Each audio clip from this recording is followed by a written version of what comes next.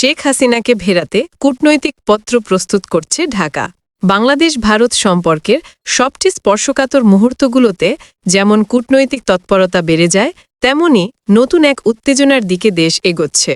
জুলাই হত্যাকাণ্ড সংক্রান্ত মানবতাবিরোধী অপরাধের মামলায় মৃত্যুদণ্ডপ্রাপ্ত সাবেক প্রধানমন্ত্রী শেখ হাসিনাকে প্রত্যর্পণের জন্য আনুষ্ঠানিক কূটনৈতিক পত্র পাঠানোর প্রস্তুতি এখন চূড়ান্ত পর্যায়ে, এমনটাই নিশ্চিত করেছে পররাষ্ট্র মন্ত্রণালয়। ঢাকার কূটনৈতিক মহলে আজ সবচেয়ে বেশি আলোচিত বিষয়, ভারত কি দ্রুতই শেখ হাসিনাকে ফেরত দেবে? পররাষ্ট্র উপদেষ্টা মোহাম্মদ তৌহিদ হোসেন জানিয়েছেন, প্রত্যর্পণ চুক্তি অনুযায়ী ভারতকে পাঠানো হবে নোট ভার্বাল। আজকালের মধ্যেই দিল্লির হাতে পৌঁছতে পারে এই গুরুত্বপূর্ণ কূটনৈতিক বার্তা। দেশের সর্বোচ্চ আদালতের রায় কার্যকরের পথে এটি হবে সবচেয়ে বড় পদক্ষেপ। সরকারের একটি দায়িত্বশীল সূত্র জানিয়েছে, দিল্লিতে বাংলাদেশ হাইকমিশনের মাধ্যমে পাঠানো হবে কূটনৈতিক পত্রটি।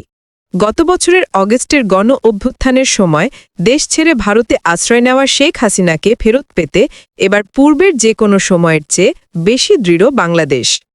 এদিকে আন্তর্জাতিক অপরাধ আদালত ১ সোমবারই মানবতাবিরোধী অপরাধে সাবেক প্রধানমন্ত্রী শেখ হাসিনা এবং সাবেক স্বরাষ্ট্রমন্ত্রী আসাদুজ্জামান খান কামালকে মৃত্যুদণ্ড দেন। এ রায়ের পর থেকেই রাজনৈতিক অঙ্গন, কূটনৈতিক মহল এবং আন্তর্জাতিক সম্প্রদায়ের চোখ দু দেশের অবস্থানের দিকে।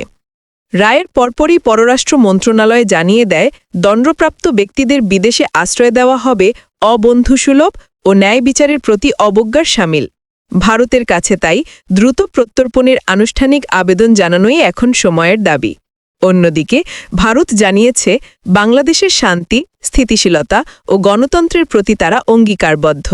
প্রতিবেশী দেশের জনগণের সর্বোত্তম স্বার্থেই তারা সব পক্ষের সঙ্গে গঠনমূলকভাবে যুক্ত থাকতে চায়। কিন্তু এই গঠনমূলক অবস্থান কি প্রত্যর্পণের ইঙ্গিত নাকি আরও জটিল আলোচনার শুরু, এখনও